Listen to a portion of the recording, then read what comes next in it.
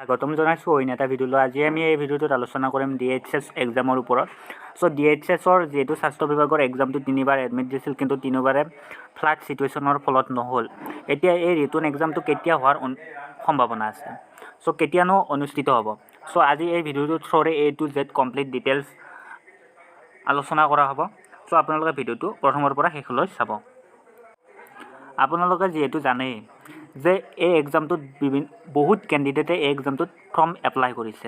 তেওঁলোকে এই এক্সামটোৰ কাৰণে ভালদৰে প্ৰিপাৰেশ্যনো কৰি আছে। তেওঁলোকে এতিয়া জানিব বিচাৰে যে তেওঁলোকৰ এক্সামটো কেতিয়া হ'ব, যিহেতু 3বাৰ পিছুৱাৰ ফলত এতিয়ালৈকে কোনো ধৰণৰ স্বাস্থ্য বিভাগে ন'টিছ জাৰি কৰা নাই। এই মাহত এক্সামটো হোৱাৰ সম্ভাৱনা কিমান, আজি এই ভিডিঅ'টোৰ থ্ৰুৰে মই কৈ দিম। আপোনালোকে যিহেতু নৱেম্বৰ মাহ পৰিল, নৱেম্বৰ মাহত এই এক্সামটো হোৱাৰ সম্ভাৱনা বহুতেই আছে। কাৰণ আপোনালোকে যিহেতু নিউজত পাই আছে, স্বাস্থ্য বিভাগৰ এক্সাম পাতাৰ কাৰণে ৰেডি হৈ আছে। আপোনালোকৰ এই নৱেম্বৰ মাহত অনুষ্ঠিত হোৱাৰ পূৰ্ণ সম্ভাৱনাই আছে এই স্বাস্থ্য বিভাগৰ এক্সামটো। যদিও নৱেম্বৰ মাহত নাপাতে, তেতিয়াহ'লে আপোনালোকে ধৰি লওক যে ডিচেম্বৰৰ ফাৰ্ষ্ট উইকমানত এই এক্সামটো পাতিব। বিকজ এই গভৰ্ণমেণ্টৰ আমাৰ যোনটো এছাম গভৰ্ণমেণ্টৰ এক্সামবিলাক কেতিয়া পাতে, অনলি ছানডে পাতে। নৱেম্বৰ মাহত ছানডে কোন তাৰিখে পৰে, 20 তাৰিখে এটা পৰে, 27 তাৰিখে এটা পৰে। 20-27 তাৰিখৰ ভিতৰত আপোনালোকৰ এক্সামটো পাতাৰ সম্ভাৱনাটো বহুত আছে। কাৰণ এতিয়া যিহেতু ফাৰ্ষ্ট উইক অফ নৱেম্বৰ যিহেতু নাপাতাৰ সম্ভাৱনাটো কাৰণ দেখা কিয় যায়, কাৰণ এতিয়ালৈকে স্বাস্থ্য বিভাগৰ কোনো ধৰণৰ ন'টিছ দিয়া নাই। ন'টিছ দিলে ঘূৰি এডমিট জাৰি কৰিব লাগিব। এইবিলাক এতিয়ালৈকে যিহেতু কৰা হোৱা নাই, ইমান সোনকালে যিহেতু ফাৰ্ষ্ট উইকত পাতাটো সম্ভৱ নহয়। কাৰণ ইমান সোনকালে ন'টিছ দি এডমিট জাৰি কৰাটো মোৰ মতে সম্ভৱ নহয় যেন দেখা যায়। আপোনালোকে এটা ধৰি থ'ব পাৰে যে অনুমানিক যে এই এক্সামটো আপোনালোকৰ কেতিয়া পাতিব আপোনালোকৰ নৱেম্বৰৰ লাষ্টৰ পিনে পাতিব পাৰে বা ডিচেম্বৰৰ ফাৰ্ষ্টৰ পিনে এই এক্সামটো আপোনালোকৰ পাতা বুলি 100% এটা ধৰি থৈ দিব পাৰে কনফাৰ্ম। এই এক্সামটো হ'বই। আপোনালোকে নিশ্চিত থাকক। আপোনালোকে ভালদৰে প্ৰিপাৰেশ্যন কৰি থাকক।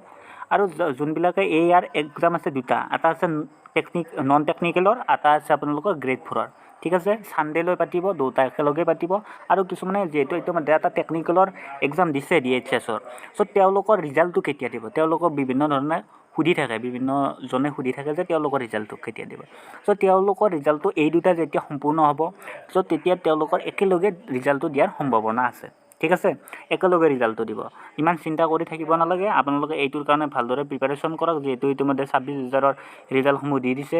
26,000ৰ ৰিজাল্টসমূহৰ ওপৰত যদি কিবা ভিডিঅ' লাগে, মই ইতিমধ্যে বিভিন্ন ধৰণৰ ভিডিঅ' আপলোড কৰিছোঁ, চাই ল'ব পাৰে একবাৰ প্লে'লিষ্টত যাই কিনে। আপোনালোকে প্ৰিপাৰেশ্যন কৰক। 26,000ৰ লগত আপোনালোকে একেলগে এপইণ্টমেণ্ট হয়তো পাই যাব। ঠিক আছে, একেলগে ৰিজাল্ট পাই যাব, একেলগে আপোনালোকে এপইণ্টমেণ্ট পাই যাব, একেলগে পোষ্টিং পাই যাব, A to Z আপোনালোকে পাই যাব। ঠিক আছে, আপোনালোকে ভালদৰে প্ৰিপাৰেশ্যন কৰি থাকক। আৰু এক্সামটো আপোনালোকে ধৰি লওক যে নৱেম্বৰ মাহত এক্সামটো হোৱাৰ পূৰ্ণ সম্ভাৱনা আছে। যদি নৱেম্বৰত নহয়, ডিচেম্বৰৰ ফাৰ্ষ্ট উইকত এই এক্সামটো পাতিব। ঠিক আছে, আজিলৈ এইখিনিয়ে। ধন্যবাদ।